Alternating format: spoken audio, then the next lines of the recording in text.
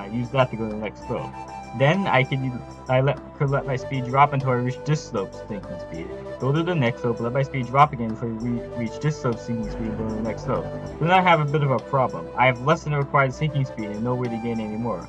So is this route just impossible? Well, no, because there are just the slope's first sinking speed.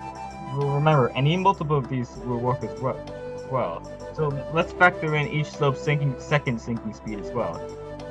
PC speeds allow Mario to move 2 QPU at once instead of 1. So if I instead build up enough speed to reach the sinking speed of that first slope, then I'll actually have enough speed to meet each sinking speed in turn and complete the route. And if that didn't work, we could have considered each slope's third sinking speed and so on until we did get it to work. However, which sinking speed we need to reach is kind of a big deal, because reaching that first sinking speed takes about 12 hours, reaching that second sinking speed takes about 25 hours. So if there's a way to use a lower sinking speed initially, then that's a 12-hour save. So how much speed will we need to generate for the Watchful and Rockstar? Well, keep in mind that even with access to unlimited horizontal speed, we don't have any improved vertical mobility. So to get to the top of the course, we need to travel up slopes and ride up elevators. So this will be the basic route. Start on a hyperspeed walking slope, navigate along the path up from the lake, ride up this elevator, ride up this other elevator, and make onto the amazing emergency exit platform, which is the highest point we can reach, and then launch to the Watching Rocks platform.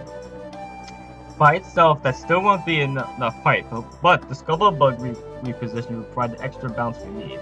So this is the graph of the sinking speeds of these slopes. Unfortunately, you run into a bit of an issue with the path up from the lake. That area is made up of dozens of floor triangles, each have different slopes, and that didn't stop me.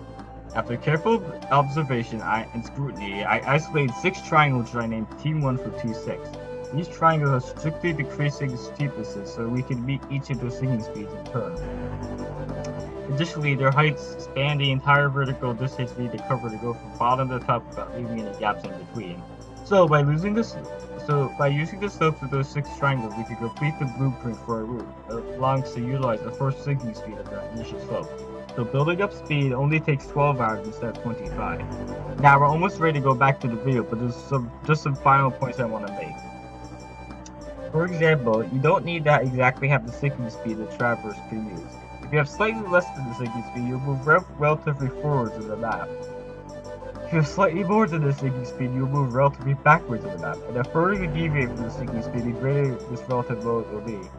Additionally, if you're just at angle slightly further the direction, you can move relatively sideways.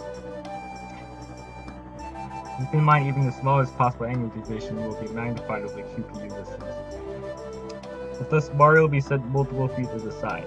Now, based off what I've told you, you might think that you can travel multiples of 4 PUs at a time. That's not actually true.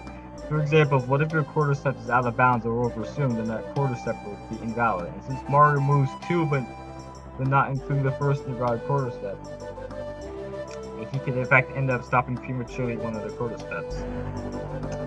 Separately, if you change slopes in quarter step, your de facto speed will change and you'll alter the distance of the next quarter step, and so most likely you'll no longer sync up with PU and end up stopping on the new slope. Finally, for simplicity, the set of PUs that are multiples of 4 away we call the QPU grid. And if Mario's on the QPU grid, then we say he's QPU aligned. Remember, moving a multiple of 4 PUs is easy, but moving a different amount requires special conditions like out of bounds or changing of slopes. So, if your QPU aligned, it's easy to stay that way. And if your QPU misaligned, it's easy to stay that way as well. Now, if you become QPU misaligned, you need to correct that in order to return to the main map. That can be difficult if you're not near out of bounds, and your sequence of slope changes keep occurring.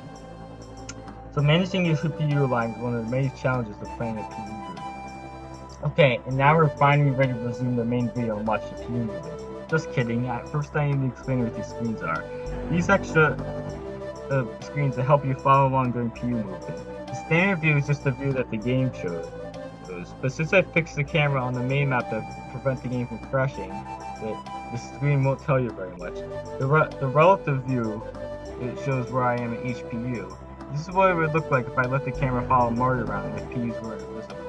The relative map also shows where I am in each PU from the overhead perspective.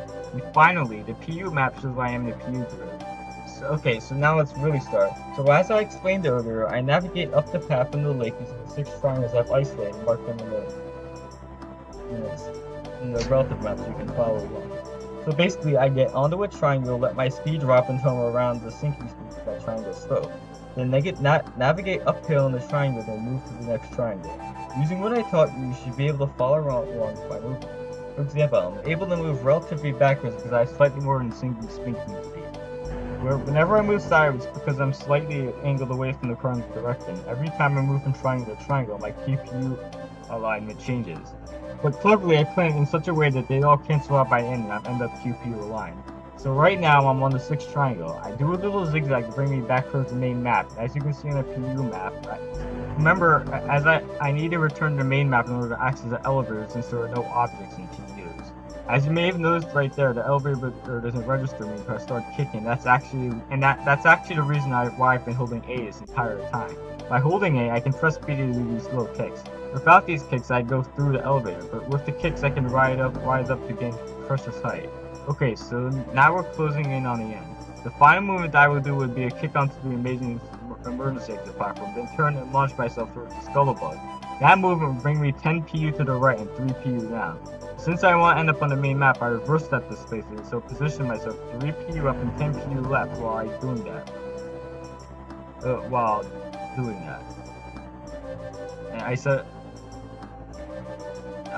simultaneously position myself in the correct relative part of the map to make movement work.